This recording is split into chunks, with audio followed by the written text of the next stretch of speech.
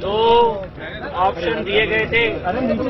एक ऑप्शन ये था कि नलियों के द्वारा जैसा शर्मिला जी को अनशन चालू रखवाया गया है वो अनशन ही चालू रखा जाए, अस्पताल में ही रहा जाए।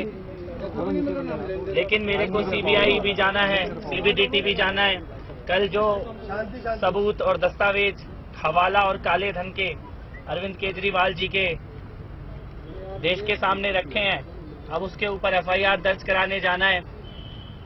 तो या तो मैं सीधे लिक्विड लेके अनशन खत्म करने का ऑप्शन था और या फिर नलियों के माध्यम से भोजन लेने का ऑप्शन था। तो इस लड़ाई को जारी रखने के लिए, और क्योंकि देश के सामने दो चीजें हैं, एक चीज तो उनके हवाला और काले धन के तथ्य देश के सामने आ गए और दूसरे पूरे देश के सामने ये आ गया कि विदेशी यात्राओं की जानकारी देने से अरविंद केजरीवाल क्यों बच रहे हैं, क्यों छुपे हुए हैं यात्राओं की जानकारी देने से। ये दोनों तथ्य आज हिंदुस्तान के सामने हैं।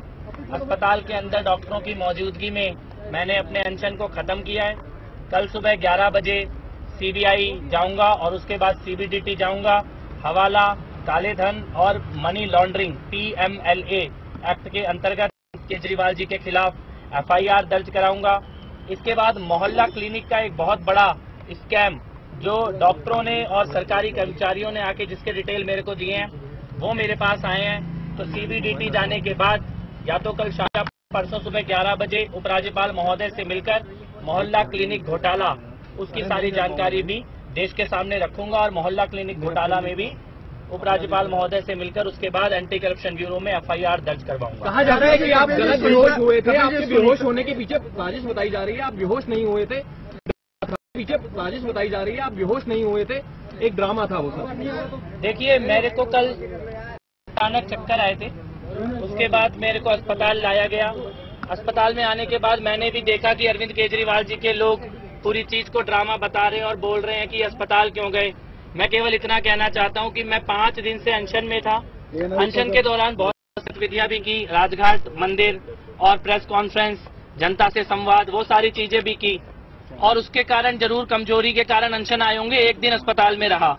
जो मेरा मजाक उड़ा रहे हैं उनसे बस इतना कहना चाहता हूं, 5 दिन अनशन के बाद एक दिन अस्पताल आया हूं। अरविंद जी खांसी में 15 दिन बेंगलोर चले जाते हैं। कि आपने नील कौन है, कपिल मिश्रा के साथ पीछे प्रेस कॉन्फ्रेंस खड़ा है, नील कौन है और पहले से भी वो बीजेपी के लिए तमाम तरह की चीजें करते हैं। देखिए, एक चीज मैं सबके सामने कहना चाहता हूँ, मैंने कल सबूतों दस्तावेजों के साथ अरविंद केजरीवाल जी की सच्चाई सामने रखी है। काले धन के, हवाला के, मनी लॉन्ड्रिंग के सारे दस्तावेज हिंदुस्तान के सामने रखे हैं।